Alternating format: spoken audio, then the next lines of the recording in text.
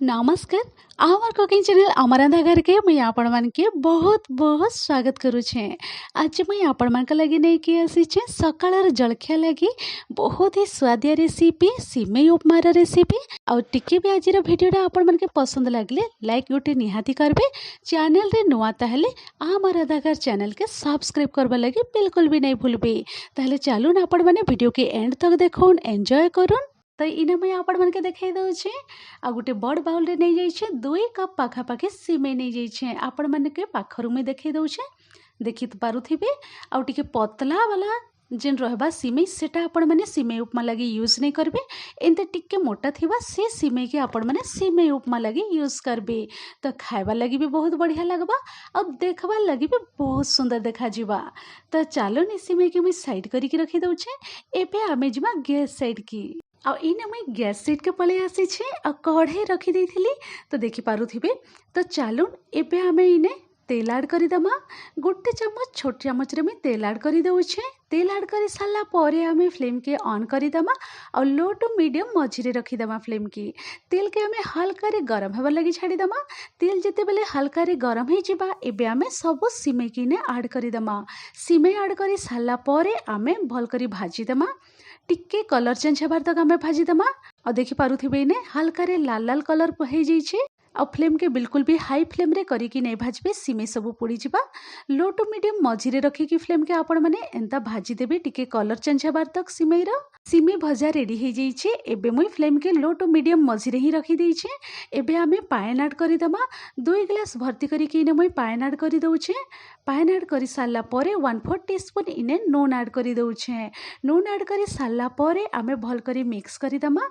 मिसई दे साला परे आमे फ्लेम के रखी दमा मीडियम फ्लेम रे आमे सिमेई के कुक हेबार लगी छाड़ी दमा 2 मिनिट पाखापाखि आ मझी मझी रे एंता मिक्स करी दउथिबे। इने 2 मिनिट पाखापाखि हे जाइछे। मीडियम फ्लेम रे मुई सिमेई के कुक करी देइछे। आपण मन के मुई देखाई दउछे इने हल्का रे सिमेईटा कुक हे जाइछे। तो चलून फ्लेम के ऑफ करी दमा आ आमे सिमेई रो सब पानी के आमे ड्रेन करी कि गोटे प्लेट के साइड करी कि रखी दमा। इने मुई आपण मन के देखाई दउछे तले गोटे बड़ कंटेनर नहीं जाइछे तार ऊपर एंता स्ट्रेनर रखी देइछे। एंता जाली साहाय्य रे आपण माने सब कुक करी के आमे रखितलो से सिमेई के इने ऐड करी दमा। सिमेई सब ऐड करी साला परे आमे सफा पानी टिके इने इने आमे पानी ऐड करी के टिके आमे क्लीन करी दमा सिमेई के। देखि पारुथिबे बहुत ही भल भाबरे क्लीन हे जाइछे।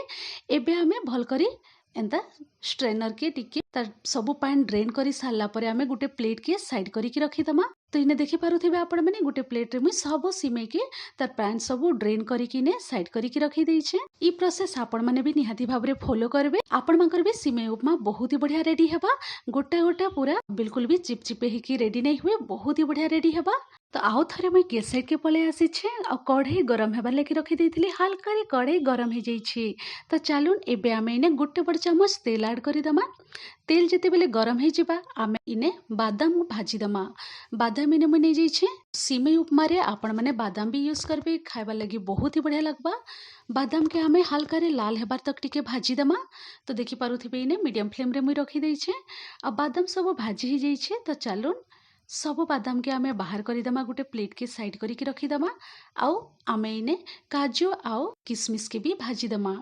काजू आ किशमिश मुई ऐड करी देइछे आउ काजू आ किशमिश के भी हल्का रे भाजी दमा। तो देखि पारुथिबे इने काजू आ किशमिश भी भाजी ही जाइछे। तो चलून ई सब जिनिस के भी प्लेट रे आमे साइड करी के रखी दमा। सब ड्राई नट सब मुई भाजी के रेडी करी के साइड करी के रखी देइछे। एबे आमे सेई सेम तेल नै जिमा जेन आमे ड्राई नट सब भाजी के आमे रेडी करिथिलु जेन तेल रही जाइछे से तेल रे आमे इने ऐड करी दमा सोरिस। हाफ चम्मच पाखापाखि इने मुई सोरिस ऐड करी दउछे। सोरिस के हल्का रे आमे फुटबार लगी छाड़ी दमा। तापरे आमे किछि सेकेंड हे साला परे इने ऐड करी दमा कटा हेथिबा कंचा लंका आउ ता संगे इने मुई ग्रेट करी के नै जाइथली अदा ताके इने मुई ऐड करी दउछे। किछि सेकेंड आमे भाजी दमा। आ बिना पियाज रे मुई आपण मानकर संगे आज सिमेई उपमा शेयर करूछे। ई सबु किछि सेकेंड भाजी ही गला परे इने मुई ऐड करी दउछे कटा गाजर नै जाइछे ता छोट छोट पीसेस रे काटी देइथली आ बहुत भल भाबरे ताके धोई देइथली। धोई साला परे आमे यूज करमा। तो देखि पारुथिबे पारुथिबे ने गाजर कटा ऐड करी दे साला परे इने मुई ऐड करी दउछे मक्का स्वीट कॉर्न इने मुई ऐड करी दउछे जदि अवेलेबल अच्छे ताहले आपण माने मक्का ऐड करूँ। तो चलून एतकी जिनिस दे सारा परे आमे मीडियम फ्लेम रे रखिकी 1 ରୁ 2 मिनिट तक भाजी दमा।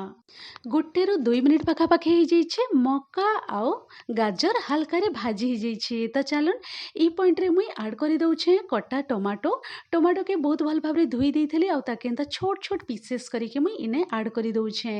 टमाटो भी आपण माने ऐड करूँ सिमेई उपमा रे बहुत ही बढ़िया लगबा।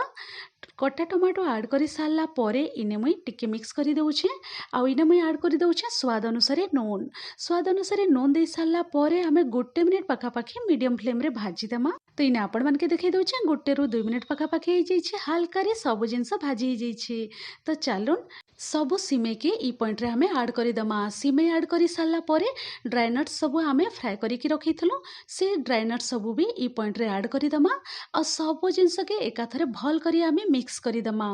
फ्लेम के इने मुई रखी दैछे लो टू मीडियम मझी रे आ सब जिनिस ऐड कर सारा परे बहुत भल भाव रे आमे मिक्स कर दमा आ 3 ରୁ 4 मिनिट पाखापाखि लो टू मीडियम मझी रे रखिकी फ्लेम के आमे एंता टिके भाजी दमा।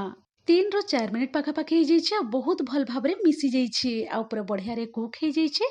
तो चलून ई पॉइंट रे मुई ऐड कर दउछे आमे टेस्ट हिसाब रे चीनी ऐड कर दमा। जदि आपण मन के पसंद ताले चीनी ऐड करू नाले स्किप करि पारबे। इने मुई छोट चामच रे टीस्पून रे 2 चामच पाखापाखि चीनी ऐड कर दउछे। आपण माने आपणकर मनपसंद हिसाब रे जेतकी दरकार मीठा कम बेसी करि पारबे। ता संगे इने काटिकी रखिथिली से धनिया पत्तर भी ऐड करि दउछे। धनिया पत्तर के फर्स्ट आपण माने बहुत भल भाव रे धुई देबे धुई साला परे ताके एंता छोट छोट काटिकी ऐड करि देबे। एबे आमे चीनी और धनिया पत्तर ऐड करि देइछु तो एबे आमे भल करी मिक्स करि दमा।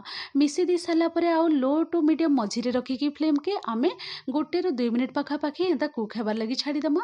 आ 1 ରୁ 2 मिनिट पाखापाखि हो जाइए लो टू मीडियम मझी रे रखी देइथली फ्लेम के आ मुई बहुत भल भाव रे भाजी देइछे सब जिनिस बहुत भल भाव रे भाजी जाइए देखि पारुथिबे आ बहुत ही स्वादिया गरमा गरम सिमेई उपमा रेडी हो जाइए।